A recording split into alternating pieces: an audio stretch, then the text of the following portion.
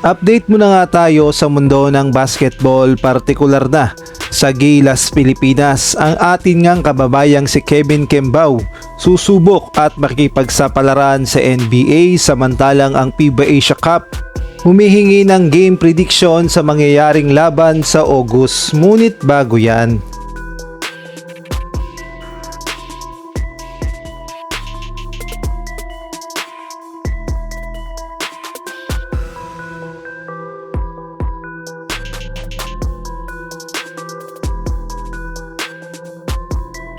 nag-post nga ang FIBA patungkol nga ito sa FIBA Asia Cup at humihingi nga sila ng matinding game prediction dahil alam nating lahat na papalapit na ng papalapit ang FIBA Asia Cup na gaganapin sa Kingdom of Saudi Arabia.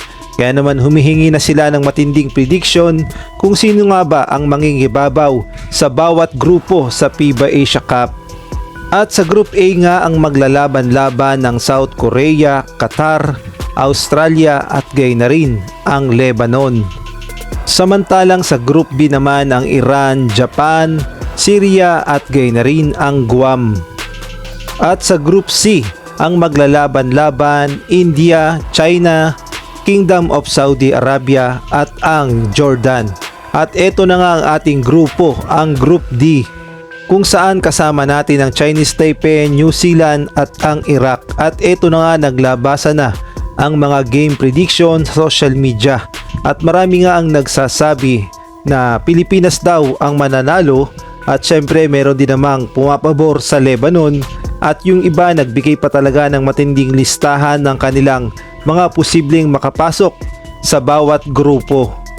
Kaya naman kanya-kanya na ngang prediction sa iba't ibang bansa ang mga posibleng makapasok sa Group A, Group B, Group C at Group D.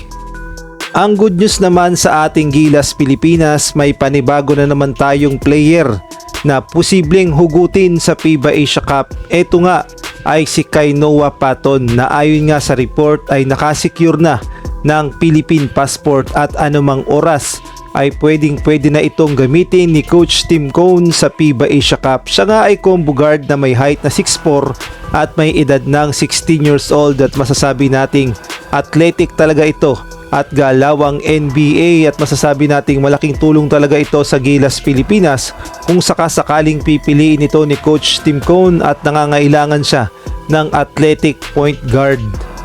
Marami rin kasi ang nakapuna sa naging laban natin sa Chinese Taipei at gayon na rin sa New Zealand na kailangan din talaga natin ng legit na point guard bukod sa big man dahil alam nating lahat na ang point guard talaga ang pangunahing ding gumagalaw o umi-score at humahawak ng bola. So kailangan talaga ng Gilas Pilipinas ng mga elite na point guard na may court vision, magaling umi-score at magaling humawak ng bola. Kaya abangan natin ang magiging kapalaran ni Noah Patton sa Gilas.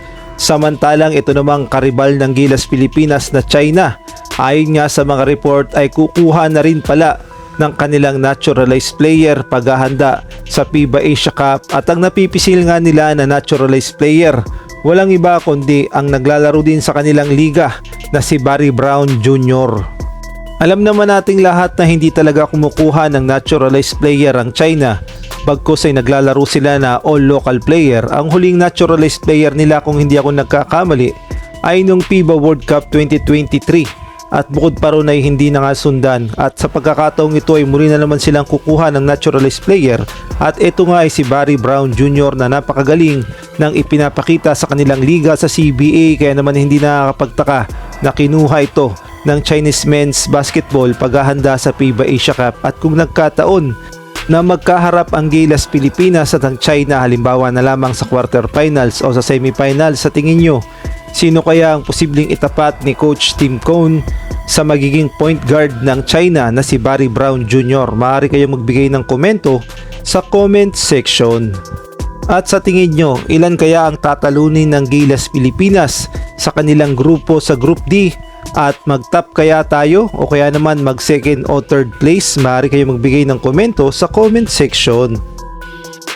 At sa ibang balita naman, trending nga ngayon ang ating kababayang si Kevin Kembao dahil ayon nga sa mga report ay susubok siya sa pinapangarap ng lahat ng mga Filipino players na makapaglaro sa NBA at susubukan niya ngang kumuha ng spot sa NBA Summer League 2025. At marami naman naniniwala at sumusuporta dito sa ating kababayang si Kevin Kembao na makakaya niyang makipagsabayan sa NBA Summer League. Ang sabi nga ni Kevin Kembao, "A slim chance is better than no chance." Ngunit sa kabila nga ng pangarap ni Kevin Kembao na makapasok sa NBA ay hindi nga may wasang mag-alala ng ating mga kababayan. Baka daw kasi magaya siya sa mga ilang Pinoy na sumubok sa NBA ngunit kalaunan ay hindi naman nabigyan ng pagkakataon at hindi rin nakapasok sa NBA. Alam naman nating lahat na pag sinabing purong Pilipino ay mukhang mahirap talagang makapasok sa NBA at suntok na lang sa buwan kung madadrop talaga sa NBA na kagaya na lamang ng ating kababayang si Kai Sotto na ilang beses ding sumubok sa NBA at dumating pa nga sa punto na nagpa-drop siya kaya nga lang ay hindi siya talaga nakuha. Ngunit hindi pa rin tapos ang lahat para kay Kai Sotto at muli nga siyang susubok. Ang hinala tuloy ng ating mga kababayan ay mukhang ayaw talaga ng NBA na may madrop na purong Pilipino sa kanilang liga.